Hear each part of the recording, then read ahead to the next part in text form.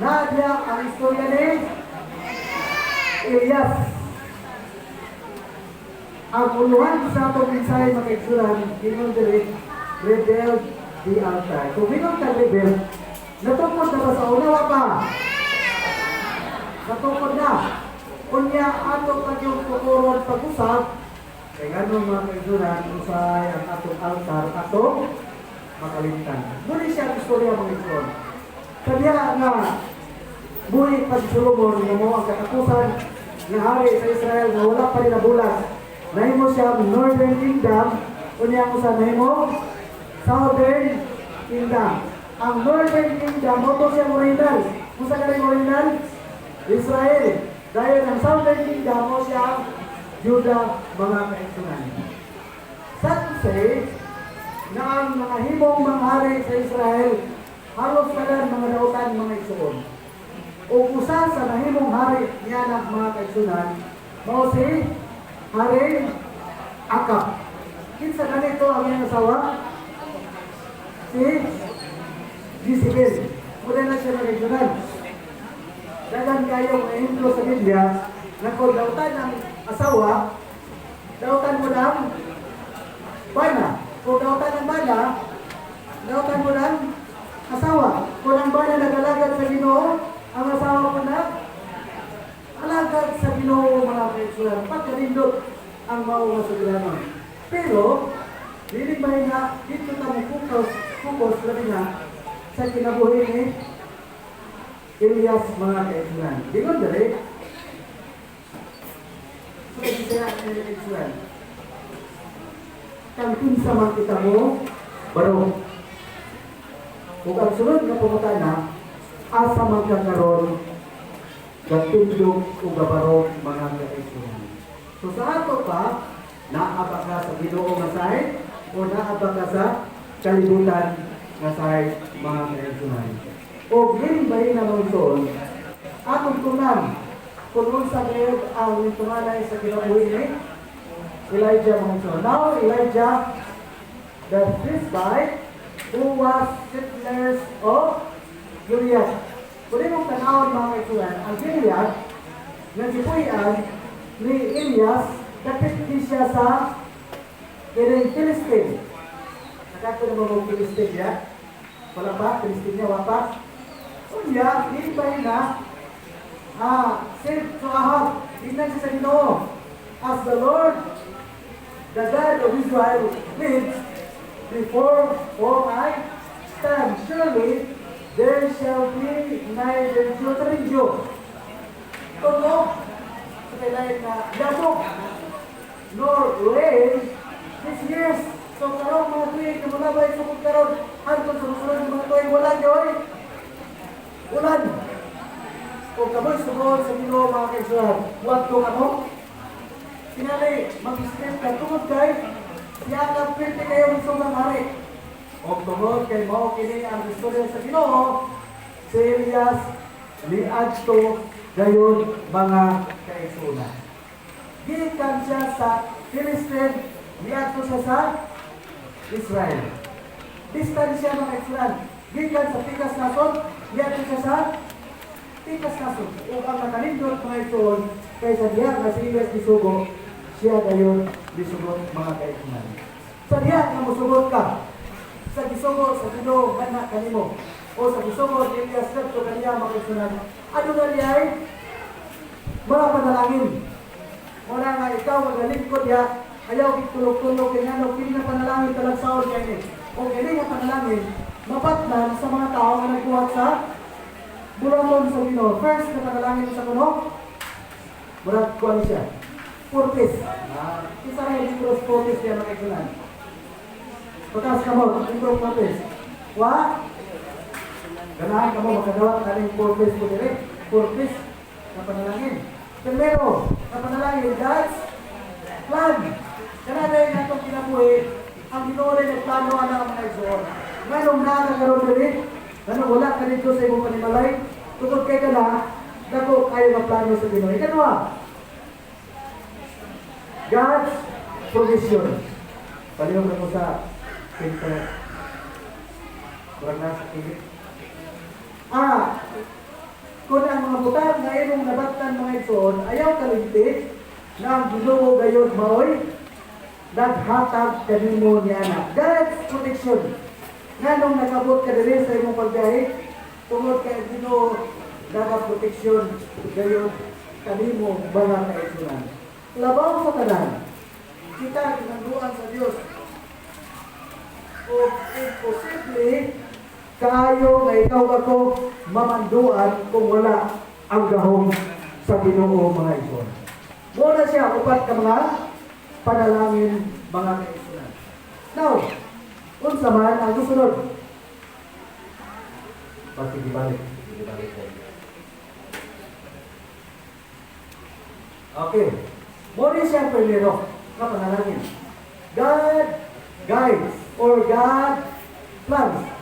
Ingon dali, 1 Kings chapter 17, 1 to 3, and 8 to 9, and ingon, ang Elijah, na nagpuyo kadto sa Tisbite, dapit sa Gilead, niya to siya kam, Akab, o yan, tingnan siya Akab, kasi yun hari, wala kiulan, pero matuiga, kung sumabot. O ingon, yan yung nakaisunan, and the word of the Lord came unto him, saying, get the hinge and turn the eastward, and hide thyself by the brook Cherith that is before Jordan. Pag humana yung istorya mga ikunan, sekretary na ingon, suko si Akab nagto kaniya. Ganong nasuko mas Akab mga kaisunan. Tungod kay si Akab. Kinsa na rin si Elias? Si Elias, propita sa Diyos. O si Akab, diligid siya ganahan maminaw o propita sa Ginoo mga igsoon. Tungod kay siya mismo, pinagali sa mukha propita? 450. Imagine, unang usahin mga igsoon, ikaw raw sa Adventista na nagtrabaho niya nakita, ang dili sa Adventista, pero kagana, out of number ka. Pero ay kabala ka, sumala sa Lucas Kapitulo 2, versikulo 2, na iya din hatag, ayaw kabala ka siya tayo panon, kay iya hatag ang ginariyan nga na kami mo mga igsoon. Muna ni Madre, tindog, pag humani ang istorya, kaya nga no, nasuko si Akab mga igsoon. Asa sa nitayon, lihat ko siya sa Brook Cherith. Gamay nga kanang sapa. Gawas nga nasuko si Akab mga kaigsunan pag-istorya ni Elias nahitabo dayon mga igsuon ang dako kayo ng ulaw. Aron siya magsabay, lihat ko siya sa Cherith. Ganong lihat ko ng Cherith ko mga kaigsunan kung kaway sa sabiyon. Ha? Nagtago? Gawas na nagtago. Ganong niyatuan siya?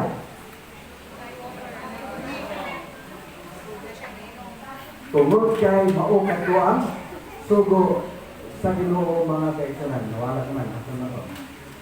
Okay. Tapos na to. Okay. Panginoon sa Ginoo, mamatko ka dito. Niyatong siya. Tungod kay iya kasailan ang Ginoo mo'y kapag ko niya rito mga igsoon, pag yun sa Ginoo nga ito sa mapili tungkol kay fellowship, niya ito ta, tungkol kay ang Ginoo mo'y nagsugo sa ito. Pag yun sa Ginoo nga magkusala ta, at ko ta karon dito, maghumot ta tanan, buhat ko ta mga igsunan tungkol kay ang Ginoo mo'y nagsugo sa matang o sa kanato mga kaigsunan. Para yun, and the word of the Lord came unto him, saying, arise! Sa diya, pag-at ko niya rito mga igsoon, ang istorya ng Ginoo, ang Brook Cherith ang saban. Doon saan? Pagkawabas, isuko na po sa Ginoo. At ito dito. Ayaw na niya focus. Kung kayo naman ang tayo pag-insay. At ito na po dito na kita. Kaya basin, kung ano po dito yung atong maragilot mga igsoon. Okay, yun rin. Ito. At ito sa ato sa tayo. At ito sa Sarifat. Nga nabilong sa Sidon. O dito iyang makita ang isang woman nga balo mga igsoon. Di ato na siya wala. Ni ato mga kaigsunan.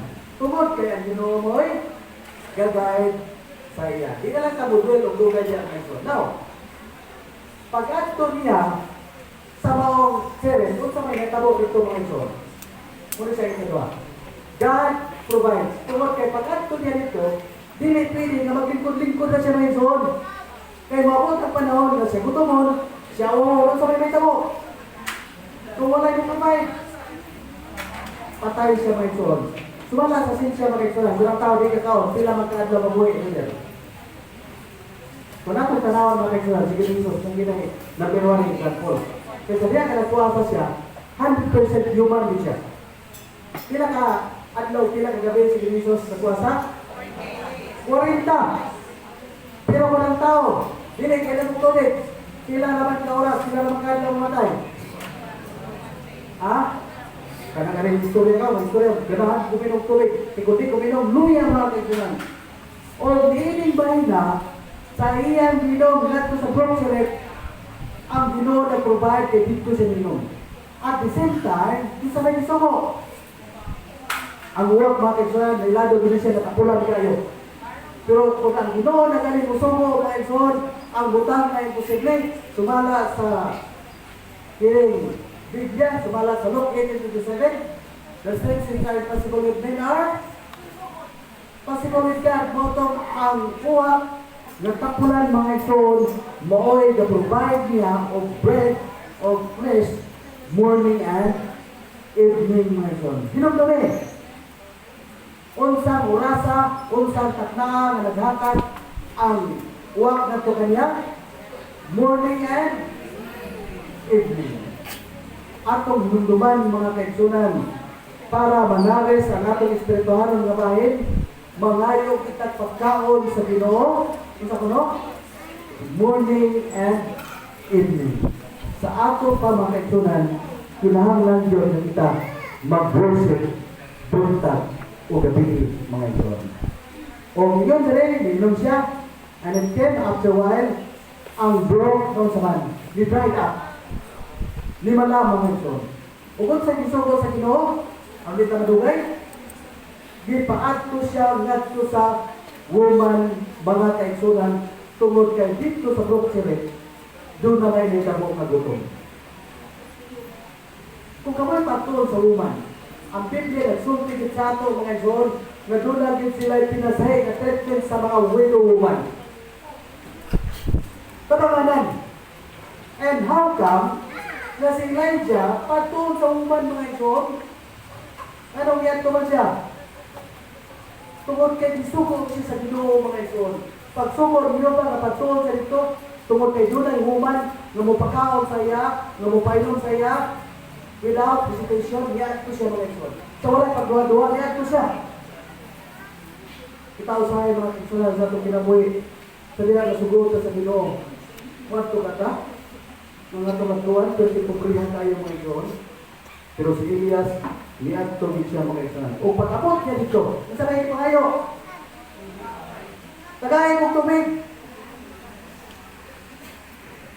Wala, yun siya napakyas mga igsoon sa gisugo sa Ginoo kay pag-adto niya, gipainom din siya tubig. Mura siya, literature evangelist ba? Nakasaway ba, ati dito si Kuya Manuel, nakasaway hindi. Kaya ito mo yung tubig buho din sa una. Ma'am, sir, ka nang dapat mo tubig? Inom ang tubig. Pag humano, inom ang tubig. Lingon na yun. It's very common. Ma'am, ka nang nakabadaw ka niya may inom tubig na may daon. Baka sabang ka mo ko ng tagbalay. Lutuan mga igsoon.